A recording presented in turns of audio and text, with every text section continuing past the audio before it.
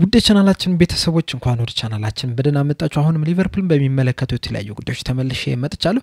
በዚህ ሰዓት የምንመለከታቸው ጉዳዮች እንግዲህ አንደኛው ሊቨርፑል ከጆናታን ዴቪድ ጋር ንግግር ጀምሯል እየተባለ ይገኛል። እንደዚሁም ደግሞ ኤቨርተኖች ቤንዶክ ላይ ፍላጎት አሳይቷል እየተባለ ነው። በተጨማሪም እንግዲህ በዛሬው ዕለት የሊቨርፑል ተጫዋቾች ለምምድ ሰርቷል። ይሄን ምን መለከት ይሆናል እስከ መጨረሻው ደቂቃ አብራችሁኝ እንድትቆዩ በአክብሮት ተጋብዛለሁ። ሰብስክራይብ፣ ላይክ፣ ሼር ያደርጋችሁ የቻናሉ ቤተሰብ እንድትሆኑ እንደዚሁም ደውሏን በመጫን ደግሞ ሁሉ ጊዜ ሊቨርፑል የሚመለከቱ የተለያዩ ዜናዎችን ዘገባዎችን ይዤ ስመጣ ወደ እናንተ ቶሎ እንዲደርስ ማድረግ ትችላላችሁ ማለት ነው። አሁን በቀጥታ እንግዲህ ወደ አስኩላችሁ ጉዳዮች እገባለሁ። በመጀመሪያም የምንመለከተው እንግዲህ ዛሬ የሊቨርፑል ተጫዋቾች ለምምድ ሰርተዋል። እንደሚታወቀው እንግዲህ ከኢንተርናሽናል ብሬክ በፊት ለመጨረሻ ጊዜ የሊቨርፑል ተጫዋቾች ያየናቸው እንግዲህ በሊግ ካፕ ፍጻሜ ጨዋታ ነበር። ሊቨርፑል በኒውካስል 2-1 በተሸነፈበት ጨዋታ ማለት ነው። ከዛ በኋላ እንግዲህ ሮብ ዕለት ምሽት ላይ እንግዲህ ከኤቨርተን ጋር የሚያደርጉት የመርሲሳይድ ጨዋታ አለ። ከዛ ጨዋታ በፊት እንግዲህ ዛሬ ልምምድ መስራት ይችላል። በዚህ ልምምድ ላይ እንግዲህ የተለያዩ ተጫዋቾችን መመልከት ይችላል። በተለይ ደግሞ በኢንተርናሽናል ብሬክ ጨዋታ ላይ እንግዲህ በጉዳት ምክንያት ወደ ሊቨርፑል የተመለሱትን ተጫዋቾች ተመልክተናቸዋል። ከነዚህ ተጫዋቾች መካከል እንግዲህ አንደኛው አሊሰን ቤከር ነው። አሊሰን ቤከር እንግዲህ ብራዚል ከኮሎምቢያ ጋር በመታደርገው ጨዋታ እንግዲህ ከሳንቼዝ ጋር ግጭት አጋጥሞት ተቀይሮ መውጣት ይችላል። ከዛም በኋላ እንግዲህ ኮንከሽን እንዳይሆን በሚል ምክንያት ወደ ሊቨርፑል እንዲመለስ ተደርጓል። ምክንያቱም ፕሮቶኮሉ እንግዲህ 6 ቀን መጮት የለበትም ስለሚል ማለት ነውና ከዛም በኋላ እንግዲህ ወደ ሊቨርፑል ተመልሷል። በዛሬው የልምምድ ፕሮግራም ላይ እንግዲህ ልምምድ ሲሰራ ተመልክተናል። ሌላኛው ተጫዋች ደግሞ ግራቨንበርች ነው። ግራቨንበርች እንግዲህ ለሆላንድ ተጠርቶ ነበርና ጨዋታ ከማድረጋቸው በፊት እንግዲህ ጉዳት አለ ወይም ደግሞ ጉዳት እንዳይነሳበት በሚል ፍርሃት ወደ ሊቨርፑል እንዲመለስ ተደርጎ ነበር። እሱም በዛሬው የልምምድ ፕሮግራም ላይ እንግዲህ ታይቷል። ስለዚህም ለኤቨርተን ጨዋታ የሚደርስ ይሆናል። በተጨማሪም ደግሞ ጎሜዝ እና ብራድሊም እንግዲህ በልምምድ ቦታ ላይ ተመልክተዋል። በርግጥ ሁለቱም ተጫዋቾች በግላቸው ነው ልምምድ ሲሰሩ የነበሩት። ጎሜዝም እንግዲህ ቀለል ያለ ልምምድ ማድረግ ጀምሯል። ብራድሊም በበኩል በብቻው ሲሰራ ተመልክተናል በቪዲዮ ላይ ማለት ነው። እና ምናልባትም እንግዲህ ከጎሜዝ ቀድሞ ይደርሳል ተብሎ የሚጠበቀው በዚህ ሰዓት ብራድሊ ነው። በርግጥ ለኤቨርተኑ ጨዋታ አይደርስም፣ ትንሽ ፈጠን ያለበት ይመስላል።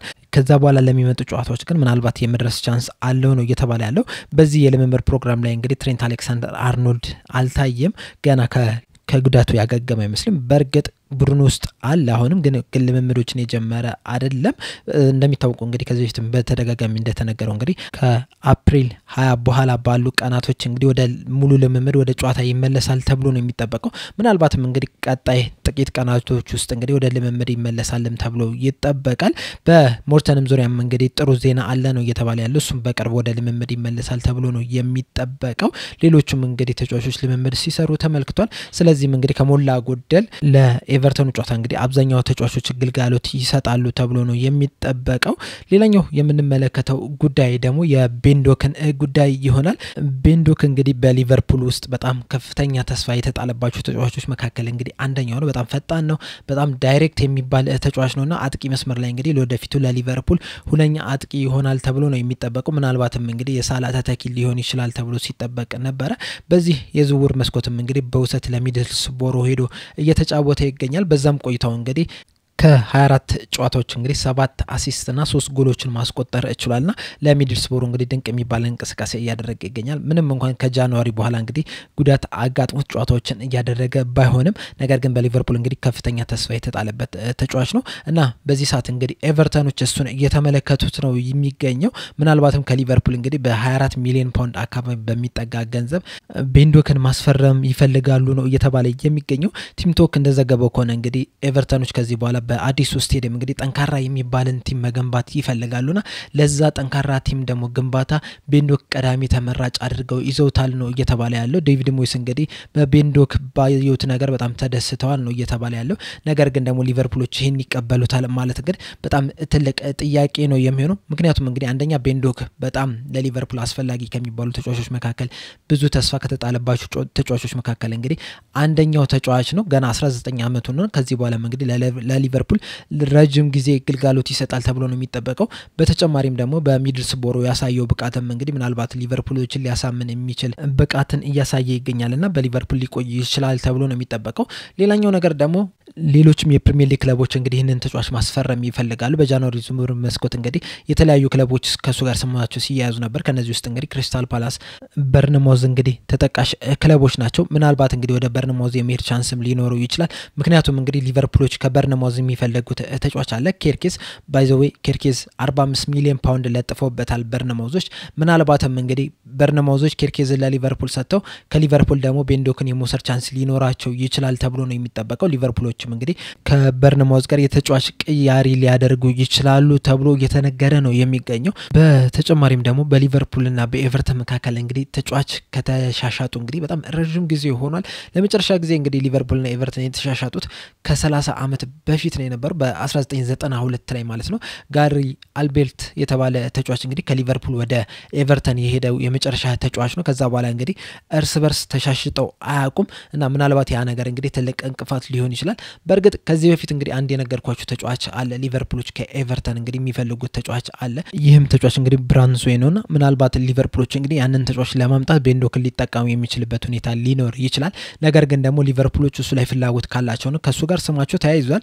ነገር ግን ደግሞ በግራ መስመር ላይ እንግዲህ ከበርንማውዙ ተጫዋች ከሆነው እንግዲህ ዲን ሂውችሰን ጋርም ስማቸው እየተያያዘ ነውና የትኛውን ተጫዋች ያስቀድማሉ የሚለው ነገር እንግዲህ በጣም ትልቅ ጥያቄ ሊሆን ይችላል እና በተጨማሪም ደግሞ ኤቨርተኖች እሱን ተጫዋች መሸጥ ይፈልጋሉ የሚለው ራሱ ትልቅ ጥያቄ ሆኖ ማለት ነውና ምናልባት እንግዲህ እርስ በርስ ሊቀያየሩ የሚችሉበት ሁኔታ ሊኖር ይችላል። በእርግጥ በዚህ ሰዓት እንግዲህ ተጫዋቾችን ቀጥታ እየተቀያየሩ አይደለም ክለቦች፣ በተለይ ደግሞ ከፒኤስአር ህግ አንጻር ማለት ነው። አሁን ላይ ክለቦች እያደረጉ ያሉት ምንድነው ለሁለቱም ተጫዋቾች ለሚቀያየሯቸው ተጫዋቾች እንግዲህ ሂሳብ ያወጡላቸዋል። ከዛ በኋላ ሂሳብ እየተከፋፈሉ እየተቀያየሩ ነው የሚወስዷቸው እንጂ ቀጥታ ተጫዋች ቅያሪ እያደረጉ አይደል፣ በተለይ ደግሞ ከፒኤስአር ህግ አንጻር ማለት ነውና ሊቨርፑሎች ለኤቨርተን ቤንዶክን ይሸጣሉ ወይስ በሊቨርፑል ያቆዩታል የሚለው ነገር እንግዲህ በጣም ትልቅ ጥያቄ ነው የሚሆነው። ካላቆዩትስ በርንማውዝ ወይስ ኤቨርተን የሚለው ራሱ ትልቅ ጥያቄ ነው የሚሆነው ክረምት ላይ ማለት ነው።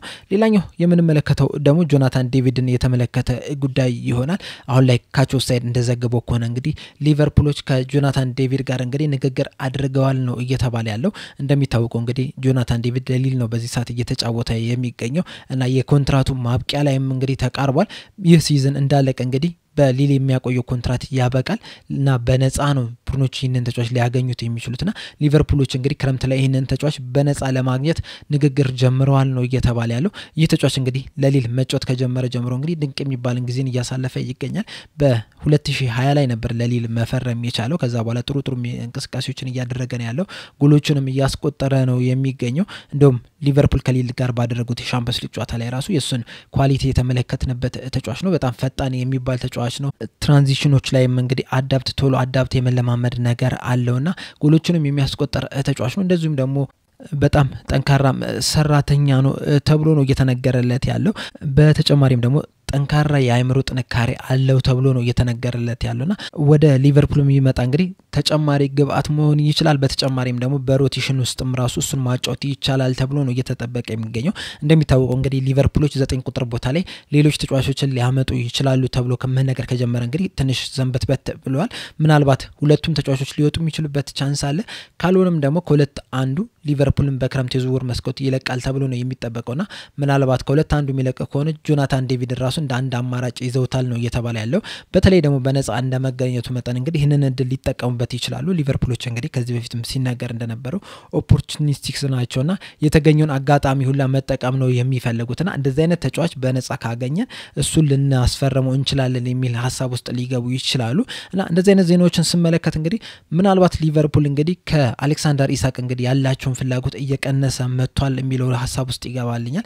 ምክንያቱም እንግዲህ አሌክሳንደር ኢሳቅ እንግዲህ ከ120 ሚሊዮን ፓውንድ በላይ ነው የሚያወጣውና ጆናታን ዴቪድ በነፃ ከተገኘ እንደዚሁም ደግሞ ሌላም ተጫዋች ጋር እንግዲህ ስማቸው እየተያዘ ይገኛል። ይህ ተጫዋች እንግዲህ ከዚህ በፊትም እንደነገርኳችሁ ከሆነ ከኢንትራ ፍራንክፈርቱ ኢኪቴኬ ነውና በዚህ የክረምት የዝውውር መስኮት እንግዲህ ምናልባት ሊቨርፑሎች ጆናታን ዴቪድና ኢኪቴኬን ሊያመጧቸው ይችላል። ከዛ ሁለቱንም 9 ቁጥር ቦታ ላይ ያስቀምጠው ምናልባትም እንግዲህ ዲያጎ ጆታንና ኑኔዝን ከሊቨርፑል ሲወጡ ልንመለከት የምንችልበት ሁኔታ ሊኖር ይችላል። እናም ይህንን ዝውውር እንግዲህ የሚያሳኩት ከሆነ እንግዲህ ከፋይናንሻል ፖይንት ኦፍ ቪው ከተመለከት ነው ጥሩ ነው የሚባለው። ምክንያቱም ጆናታን ዴቪድን በነፃ ካመጣ ኢኪቴኬን በ60 በ70 ካመጣ እንግዲህ የተሳካ የዝውውር መስኮት አሳክታል ማለት ነው። ነው ምክንያቱም ጆታና ኑኔዝ ሲወጡ እንግዲህ ሁለቱም በክፍያ ነው ሊወጡ የሚችሉትና ምናልባት ከፋይናንሻል ፖይንት ኦፍ ቪው እንግዲህ ይህ የተሻለ ነገር ሊሆን ይችላል ነገር ግን ደግሞ ከብቃታቸው አንፃር ስንመለከተው ግን ወደፊት የምንመለከተው ነገር ነው የሚሆነው ነገር ግን የትኛውን ውሳኔ ይወስናሉ የሚለው ነገር እንግዲህ በጣም ትልቅ አጓጊ ነገር ነው የሚሆነው ምክንያቱም እንግዲህ ሊቨርፑል የተለያዩ ቦታዎች ላይ ማጠናከር መቻል አለበትና ከነዚህ ውስጥ መካከል እንግዲህ 9 ቁጥር ቦታ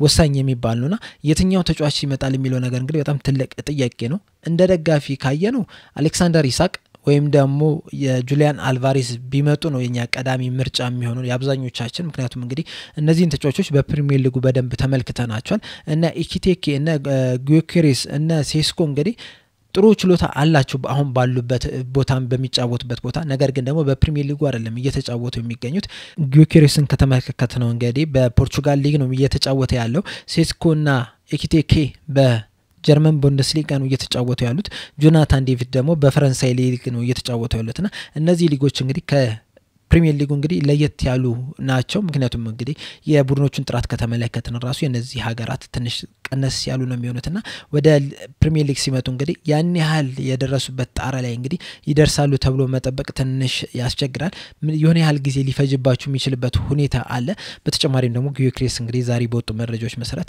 ምናልባት ወደ አርሰናል ሊሄድ የሚችልበት ቻንስ አለ እየተባለ ነው የሚገኘው አርሰናሎች ወደ ፊታቸውን ወደ እሱ አዙረዋል ነው እየተባለ ያለውና ምናልባትም እንግዲህ የሚቀሩን እነዛ የተቀሩት ተጫዋቾች ናቸው የሚሆኑትና ወደ ሊቨርፑል የትኛው ይመጣል የሚለው ነገር እንግዲህ በጣም አጓጊ ነገር ነው የሚሆነው ለናንተ ማን የሚመጣ ይመስላችኋል የሚለው ነገር ኮሜንት ሴክሽን ላይ በመጻፍ አሳውቁኝ ለአሁን እዚህ ላይ አበቃው ነገ እንግዲህ 6 ሰዓት አካባቢ ጋዜጣዊ መግለጫ ይሰጣል አሰልጣኝ አርነ ስሎት ከኤቨርተን ጨዋታ በፊት እንግዲህ የሚሰጡት ጋዜጣዊ መግለጫ አለ ያንንም ይዤላችሁ የምመጣ ይሆናል እንግዲህ ከረጅም ቀናቶች በኋላ እንግዲህ ሊቨርፑሎችን ሲጫወቱ ልንመለከታቸው የሰዓታት እድሜ ብቻ ነው የቀረው ያንን ለማየት እንግዲህ ጨዋታውን ለማየት በጣም ጓጉቻለሁ በጣም ረጅም ጊዜ ሆኖናልና ከኳስ ርቀን ነበር የሀገራት ጨዋታ ምን ያህል እንደሚያዘግ እንግዲህ ተመልክታችሁታል አሁን እንግዲህ ከሰዓታት በኋላ እንግዲህ ሊቨርፑል ሲጫወት ነው የምንመለከተው ሮም ምሽት ላይ የሚደረግ ጨዋታ ነው ሊቨርፑል ከኤቨርተን ምሽት በእኛ ሰዓት አቆጣጠር እንግዲህ 4 ሰዓት ላይ የሚደረግ ጨዋታ ነው 2 ቀን ብቻ ነው የቀረው በዚህ ከዛሬ 2 ቀን እንግዲህ ያ ጨዋታ ይኖራል ማለት ነው ጨዋታው እስኪደርስ ድረስ ጓጉቻለሁ ነገም እንግዲህ ጋዜጣዊ መግለጫውን ይዤላችሁ የምመጣ ይሆናል አሁን እዚህ ላይ ያበቃው ሰብስክራይብ ላይክ ሼር ማድረግ እንዳትረሱ በቀጣይ በሌላ እስከምንገናኝ ድረስ ቻው